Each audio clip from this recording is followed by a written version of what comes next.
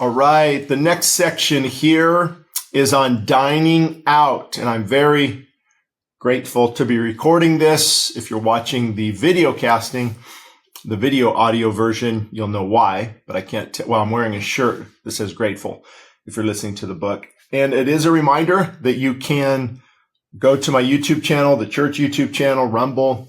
Don't know how long we'll be on YouTube, so the Rumble channel is available. And we're posting each section here as standalone podcasts. And we're going along, or I'm going along reading the book, What Works When Diets Don't, What Works When Diets Don't. It's the audio version. You can also find help. I'm addicted, overcoming addictions. And then for those who are fasting, feasting and fasting, what works, what doesn't, and why.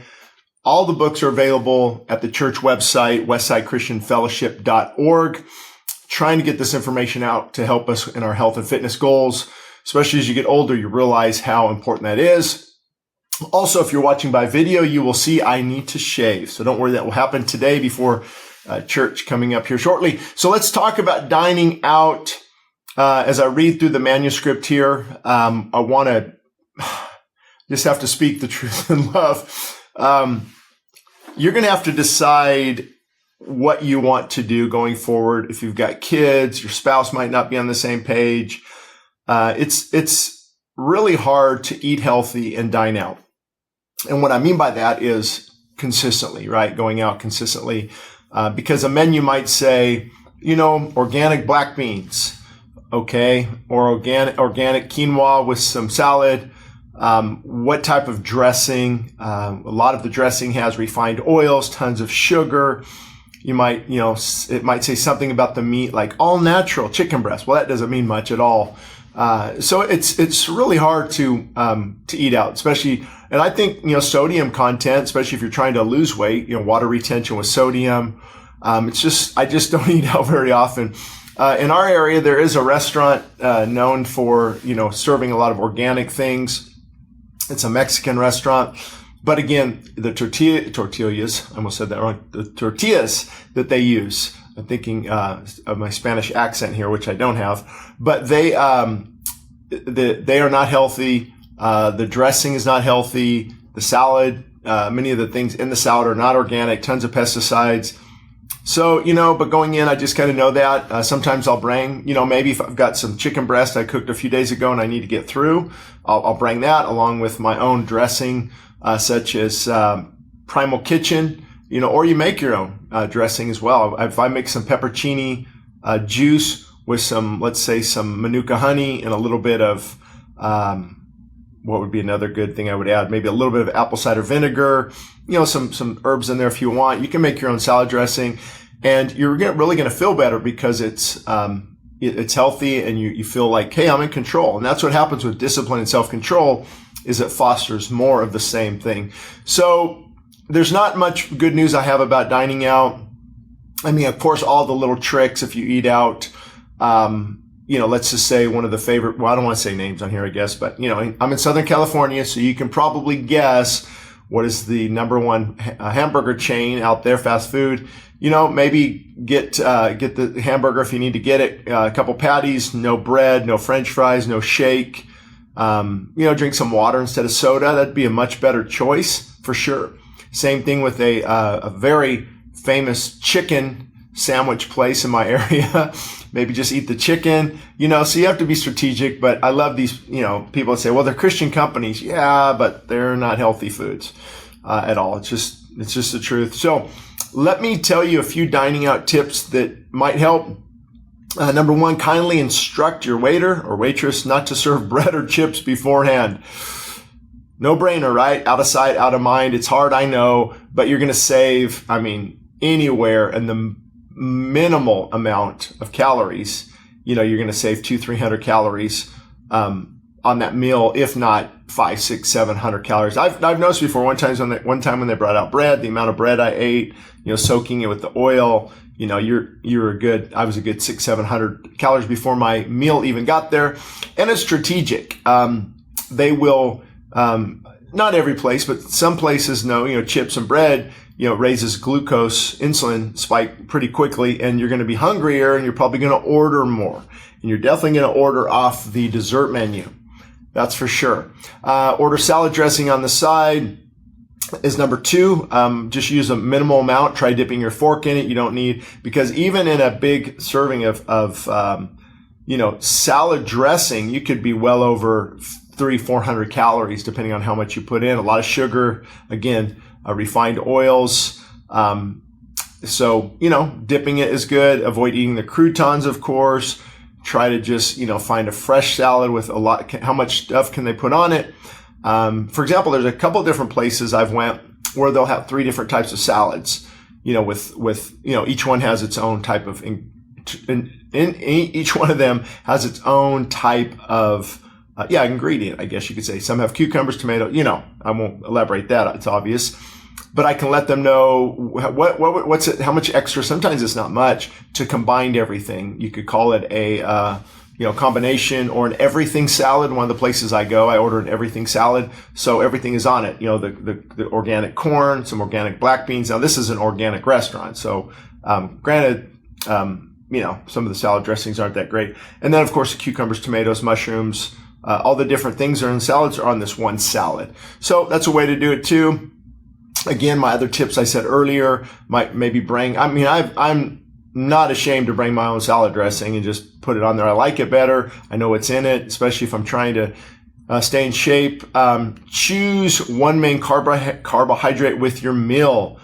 For example, like a chicken, maybe just get a little bit of brown rice or a little bit of beans. You don't want the pasta and beans and bread. It's just way, way, way too much. You can add, low-fat soup, vegetables. And I even tell them with vegetables, can I get them grilled? We don't need all the canola oil all over them. So there, you can be strategic and you can still eat out and have fun and enjoy it, but, just be strategic. I don't know if did I say that too much? Sounds like I did. I'm going to tell you something right now that is going to be so beneficial. A little drink of water here, or tea actually.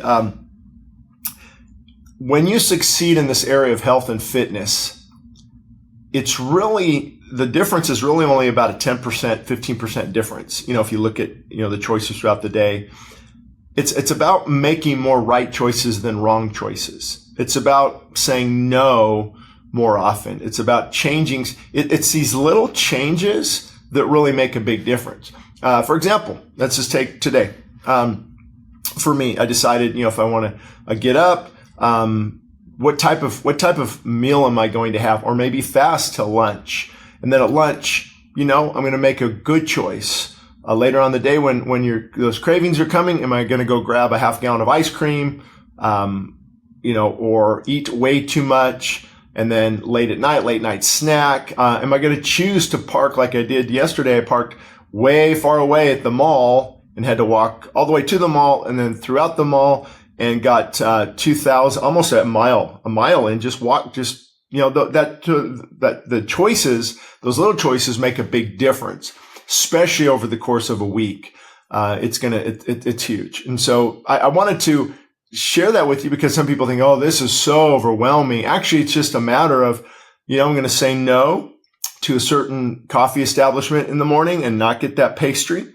Maybe I'll have, a little bit of organic coffee and mix it with some decaf so you don't have as much caffeine, or some green tea. Lord, I'm just going to pray instead, and you wait till lunch. And, we've fallen into habits that we need to break. And it's just a matter of making a little more choices, a little bit better choices. So 5, I think I talked about that already. Steamed vegetables. 6, this is huge for me. I don't want to divulge this secret, but I'm going to do that to help you. Eat a small meal an hour or so before you dine out. That's what I do. So when I eat a good healthy meal at home, I go and if I meet friends somewhere, I just might want a grilled chicken breast. That's it. Oh, Shane, you're not hungry? What are you doing? No, I'm good. And it's going to cut down well over 1,000, possibly 1,500 calories in that meal by doing that. Or I'll eat at home. And when I get to an event, potluck, see what happens is we go to these events hungry, like, oh my, I am so hungry. I've been waiting for this event, and we just pig out. We blow it. and we just get ashamed and guilty. And but I'm not against feasting. There's times of feasting in the Bible, celebrations. But for many of us, I think where we get confused is, feasting and food's not bad, and which is all true. But we are at a radical point in our longevity, in our life, and especially in America. Obesity is skyrocketing, type 2 diabetes, health related. At what point do we say, you know what? I've got to get pretty extreme for a season. Extreme times call for extreme measures. And so, I think I will get a little extreme if I want to spend more years with my kids and grandkids and productivity. You can call me extreme. Boy, Shane's a health nut. He's a fanatic. Okay, call me whatever you want. I've got a life to lead. I've got a life to live, a church to lead, and a family to also serve. And sometimes that does require looking a little bit different. For example, some of the guys will hear this, so it's funny, but tomorrow morning I'm preaching at our men's breakfast. I do not eat the 2,000 calorie breakfast burrito with all the fixings. Number one, I think I'm glad the guys, do it if they'd like. Number one, I cannot be full when I preach. I actually won't, maybe a couple hundred calories in the morning. And then I get to church, I'm going to preach. I can never, a full belly, slows down the mind.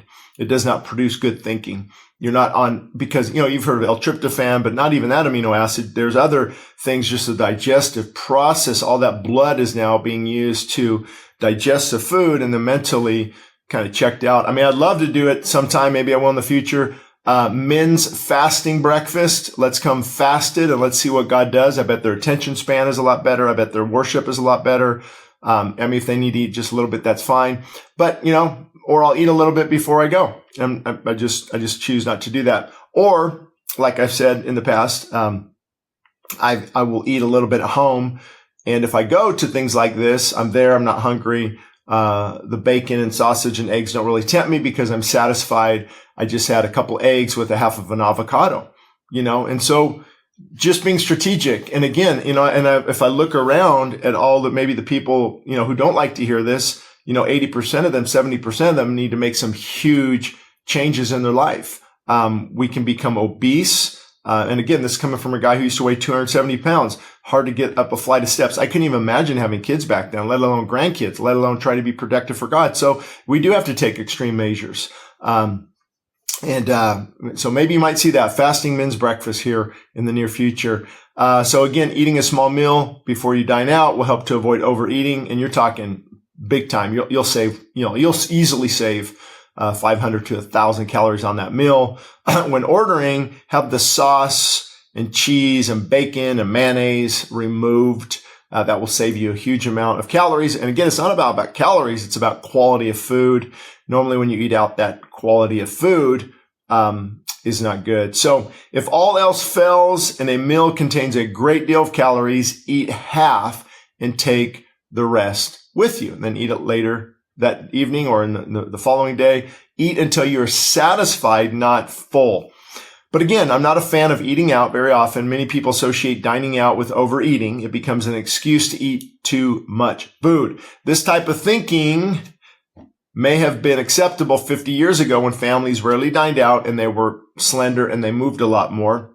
But now dining out is just commonplace. I know families, we've counseled on finances and different things, $1,200 a month, easily $1,500, dining out, unhealthy things. It's just not good. So many families, as they eat out 3, 4, 5 times a week, it will begin to wreak havoc in their homes. And just do it for yourself. Look into food colorings, food additives, food preservatives. Let's say about coloring the food. The red dye 40s and all these different things. You just do your own research. And so when you when you give little Tommy some Doritos with the Coca-Cola, you are setting him up for failure, not success. It's not good to be giving our kids all this junk food. And it breaks my heart sometimes in church. I know it's hard, and that's why I don't come down hard on people, but those little fishy crackers and these little things, kids get out of control because their little bodies, even us, their little bodies aren't designed to absorb all this garbage and all this junk. So we need to make some serious lifestyle changes. To sum it up, Use caution when eating out. I would cut it out, cut it way down. For sure. I mean, I didn't even get into the pizzas and all the different things. I mean, if you enjoy it now and then, but guys, this is when bad eating, bad food becomes a lifestyle, that it's going to be impossible to lead a lifestyle of fitness. You can't have both. It's absolutely impossible to have both.